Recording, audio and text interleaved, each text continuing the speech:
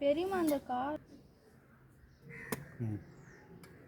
இதான் பண்ணாவா? கலர் கலராக இருக்குது, நல்லாவே இல்லை பார்க்குறது. இதான் பண்ணாதான் அதான் பண்ணாதான் எது வந்து இந்த பண்ண கூடாதா? அம்மா இந்த பண்ணாவே போடுங்க. அது நல்லா அதோட இதான் நல்லா வேண்டாம். அது நல்லா உள்ள இருக்காதா? வித்தியாசமாக இருக்குது. நீங்கள் வாங்கி வைங்க, நான் வெட்டி தரேன். நீங்கள் வச்சுட்டு நாளைக்கு சொல்லுங்கள்.